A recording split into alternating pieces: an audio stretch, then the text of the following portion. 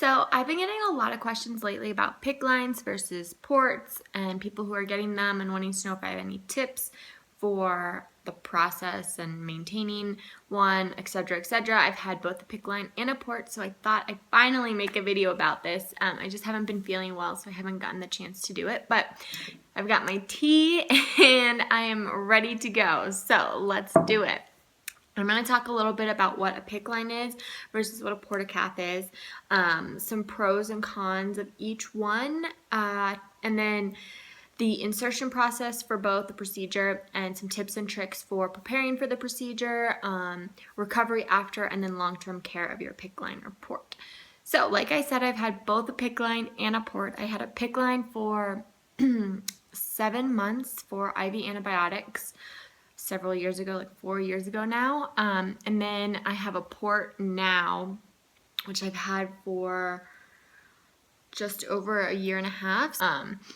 So I have experience with both of them. So let's start with what the point of having a PICC line or a port is. Essentially, it's to make IVs easier. If you're doing a lot of IVs for, say, Lyme disease, like IV antibiotics or any other IV treatment, it makes life a lot easier because you don't have to get poked in the arm all the time. That can cause your veins to collapse, or I was having a lot of issues where my blood would clot peripherally just because it was, and I also hate it. I just could not stand being poked with the needle all the time. It also makes life easier because you can do IVs at home, and if you're doing a lot of them, you don't have to be poked all the time. So a lot of people with chronic illnesses like Lyme disease, etc., who are doing tons of IV antibiotics or other IV treatments will usually get a PICC line or a port. So let's start with what a PICC line is. So a PICC line is a peripherally inserted central catheter. So it's inserted peripherally, like in a vein in your arm or even your leg, and then it, it travels up and into your superior vena cava and then into your heart. So I've had a PICC line. I don't know if you can see that little scar right there. That's from where my PICC line was inserted. It ran in, down, and into my heart. This is a picture from an x-ray from when I had my PICC line. As you can see, it was inserted peripherally, and then the yellow highlight is the line going up into my heart. And the line has to get all the way into the top of your heart so that essentially it can, all the drugs can go into your heart and then be pumped through your blood into your system. It's the most efficient way. Also, if it doesn't reach your heart, the drugs can irritate your veins and arteries, and that can be a problem because it can cause degradation and irritation and pain and all that nasty stuff. So this is what a PICC line looks like. This is what, it's pretty little, but that's the tubing that runs into you. And it's really not that big a deal once you get one. So the tubing of the PICC line will come out of your arm, and then it'll have a little attachment where you can hook up the IVs, and you have a bandage on at all times. It's always accessed essentially, like the line just hangs out, it comes from your heart and hangs out of your arm, so it's there 24/7 until you take it out. They're meant to be short term, like 3 to 6 months, but a lot of people, if you take good care of it, it can last a lot longer. But I don't think they're meant to be in for over a year. They're not meant to be in for super long periods of time, but you always have it bandaged and always have the PICC line there essentially. So that's kind of the basics of a PICC line. So let's talk about a Port-a-cath or chest ports. So there's two kinds. There's a Hickman line and then a Port-a-cath. A Hickman line is essentially the same as a PICC line, but it comes out of your chest, so it's always accessed, it's always there.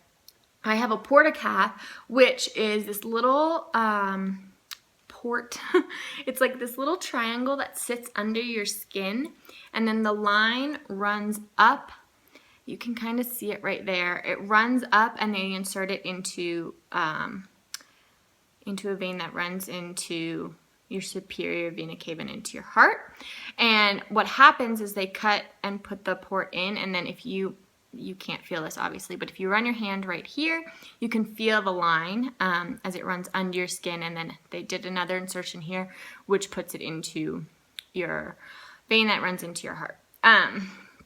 And so right now it's not accessed, as you can see. You can kind of just see the bump of it. I can move it around a little bit. But you access it with a needle, and then you can run IVs into there. But what's really nice about it is I can take the needle out like right now and shower and not have access and do whatever I want, where with the port, it's in. So I'm kind of going into the pros and cons a little early. But so let's talk about pros and cons. So Picc line pros is that it essentially just makes IVs easier, like we've discussed. Both of them make IVs a lot easier. And the Picc line can be nice because you're not accessing with the needle every time you need to use it. It's always there. So if you are doing IVs like twice a day, every day, it's ready to go. You don't have to access with the needle. With a port, you do have to access with the needle. It can stay in for up to a week before it has to be changed. You have to put a new needle in and a new dressing on it and whatnot. But what's nice is that you can remove it, like I said, and shower and swim and work out and do normal activities. Where with the Picc line, it's always there. So when you shower, you have to wear a special sleeve to keep it from getting wet. You also can't go swimming or anything like that while you have the Picc line, because it can't get wet at all. And you can't really do a lot with that arm. Like you can't go lift heavy weights and stuff because it can pull the line out, which you don't want to do. I'll go into that a little bit later. But like I said, the tip of the Picc line has to stay in your heart. So if it gets pulled out too much, you'd have to get a new one in because it would irritate your veins. So other pros of a port is that it, just like I said, makes IVs easier. You can still work out and do a lot of stuff with it. And then the con is that you have to access with the needle, which really isn't too bad because I numb it beforehand. And it's, it's kind of whatever, you get used to it type of deal. I also can just access it at home. I've learned to do it myself, and I can dress it myself, whereas a Picc line, it's kind of hard to change your own dressing every week. So you usually have to have a nurse to change the dressing, or somebody willing to change the dressing who knows what they're doing and is really careful and doesn't pull the line out and all that fun stuff.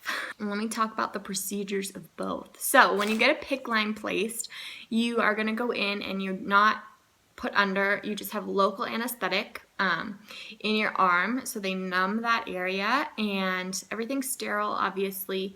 And then the surgeon, I had a nurse did it, a nurse practitioner, I think, was the guy who did it. So a lot of people are trained. It's pretty easy, fairly easy procedure. They use an ultrasound to see where your veins are and where your nerves are so that they're not hitting those. And then they stick it in there and just run it through to your heart. And then you get an x-ray after, like I showed you, so that they know that it's in the right place and they can see if they need to adjust it or not by pushing it in a little or pulling it out a little bit. It's fairly quick and simple, and it doesn't really hurt. The only time mine actually hurt, and I'll tell you why. So the vein that they put it in your arm, there's a nerve that runs right underneath that vein. So if they push it too hard, it can pinch that nerve and you can get nerve pain down your arm, which doesn't happen very often, but it happened to me. Don't worry, it wasn't that bad. And then he got it in, and then they just dress it. Now for the port, you have to have a surgeon do it, and they don't knock you out completely. They sedate you. Mine was really early in the morning, so I was super tired anyway, so they gave me whatever they gave me, and I just passed out on the table. And I think I vaguely remember the surgeon kind of talking to me, and I just mumble back because I had no idea what was going on. But what happens is they make a little incision and then in your skin, and then they tuck the port right under your skin, between your muscle and your skin, so it just sits right under your skin. And then, like I said, they run the line up under your skin to your neck, where they make a second incision, and then it goes down into the vein into your heart. So you do have to be sedated for that one.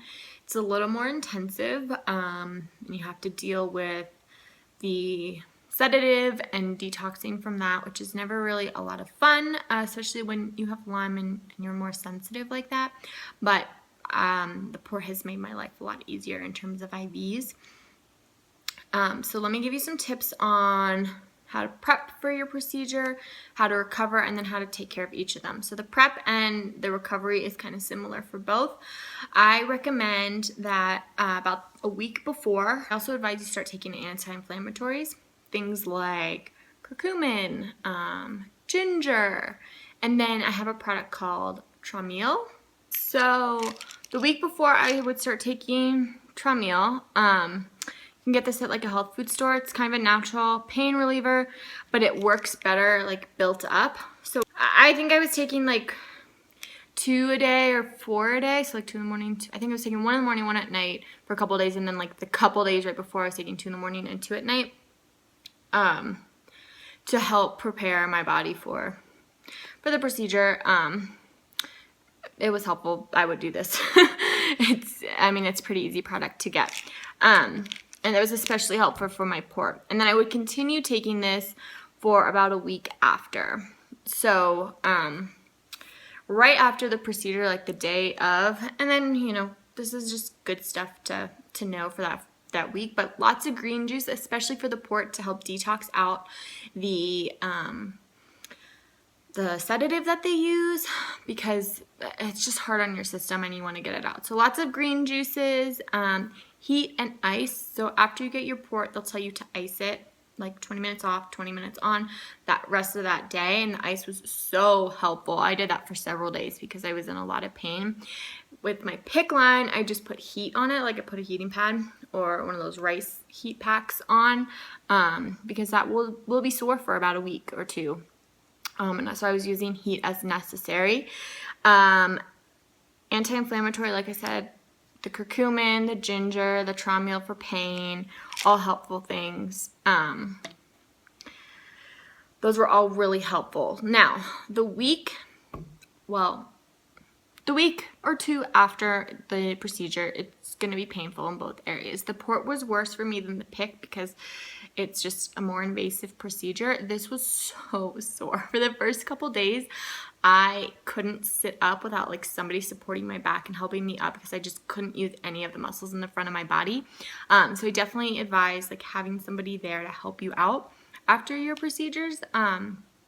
Just because you're getting used to it and you're going to be sore from a surgery, etc., etc. My arm was pretty sore, and the first Picc line change, which was a week after insertion, was so painful, but it gets easier and better than that, I promise. Like the first 2 weeks are the hardest, and that doesn't last forever, and it gets easier.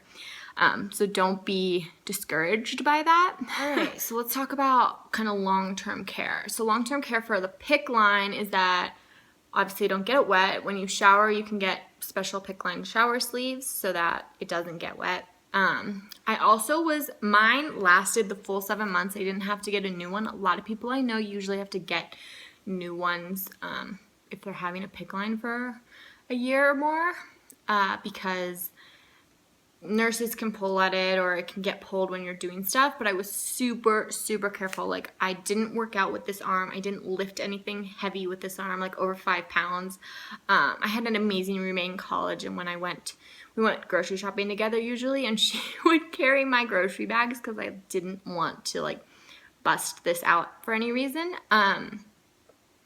And I didn't lift with it, like I said. When I didn't work out a lot because I was in treatment, but when I did work out, I just wouldn't use this arm. I would use my right arm and do upper body work and do a lot of leg and core work. And this is for a whole nother video, but you can actually maintain or build a slight muscle in a muscle that you're not using with some techniques, even by doing unilateral exercises and mind to muscle exercises.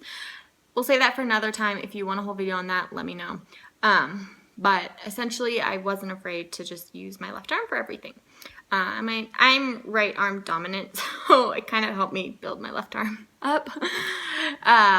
Funny story. But I took super, super good care of it, essentially. Like, I just didn't use that arm.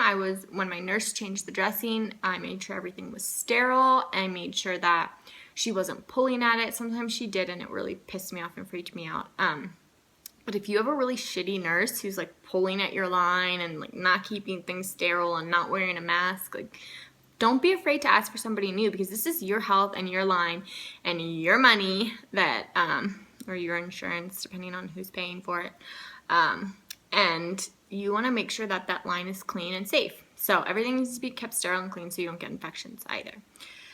So that's how I took care of my Picc line. In terms of my port, this is a much easier thing because when it's out, I can just shower and do whatever. Even when it's in, I use a hypoallergenic waterproof taping around the edges. You guys have seen this in pictures. I'll put one up. It's called Picc tape. I will include a link below. I just got it on Amazon. It's waterproof taping, so I'll put it around the, you can see my tan lines. I put it around the edges of my port dressing, and then I can shower, and I take baths, but I don't like submerge it and soak it or anything, but like if it gets wet, it's okay. I sit in the bath so that, you know, it doesn't get wet. And then when I shower, I just kind of like lean back and sponge off and wash my hair without like totally soaking it, but it works fine. And that's really nice because I can shower with it in fairly easily, and I can also shower totally normally when my needle is out. So when it's in, I still work out some, like I don't do a lot of upper body stuff and push-ups and things when the needle is in, but when the needle's out, I can do whatever I want exercise-wise because it doesn't matter. The only thing to note is that if you are, let's say you got the port in when you were really sick and you weren't working out, and then whatever medications you're doing start to help, then you start working out again and you start building muscle, it can kind of change the positioning of the port, like it will sit a little differently, which is just something to note if you're accessing yourself, because it might feel different when you're accessing, or the angle might be a little different and you might have to stick the needle kind of differently. My nurse has noticed that with my port because I was able to start working out a little bit again. But when I access it, I put numbing cream on it, which you can get from your doctor, or you can just ice it and numb it up. And so that makes the access process much easier. Also, so it's different for different people, I've noticed, but when I got my port in, they stitched it and then put this like surgical glue on there to allow it to heal. And so I did not shower the first week, like a couple weeks, my mom will wash my hair and I'd sponge bath, but I didn't shower until all the glue had naturally fallen off. Don't pull the glue off yourself because it's doing its job and healing it and allowing the stitches to heal. But I didn't shower until that had completely come off because I didn't want it to wash off and then the incision to break open or anything like that. So that's just something to note there.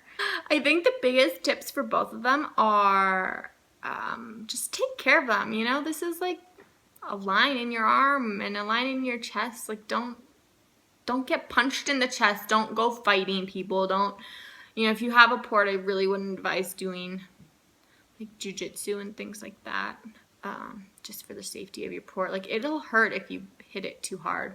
And especially with the line. The dressing, your nurses will go over this with you, but like I am super sensitive and allergic to like everything, so I was reacting to the dressing. I'm also allergic to isopropyl alcohol and one other thing that they use surgically on my port, and I had like this huge rash on my chest.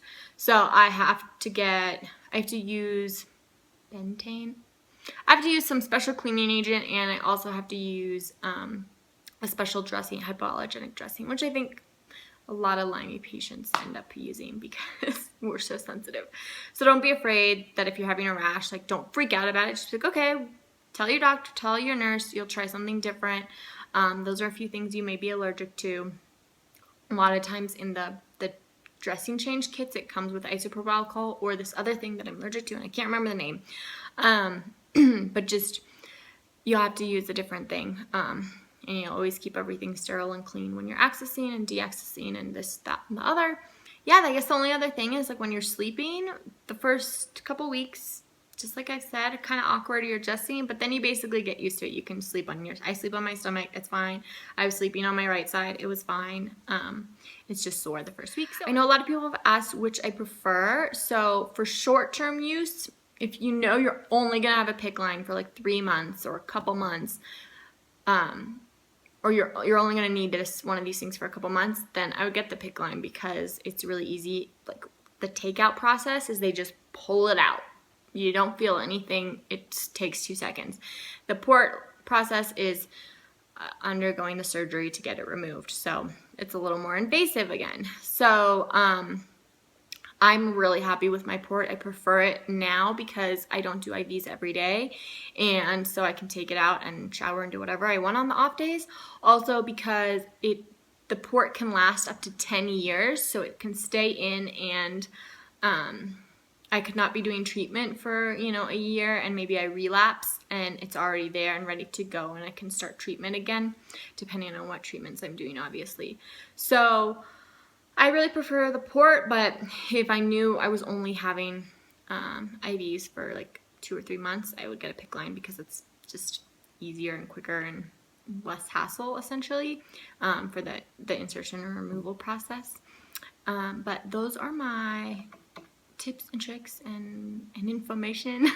I hope that was helpful for you guys. If it was, give this video a thumbs up. If you have any more questions about Picc lines or Port-a-caths, leave them in the comments below, and I'm happy to answer what I can.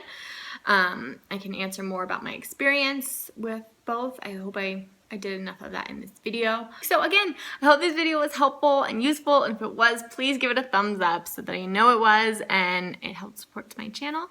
And I'll see you guys in the next one. Have a good day.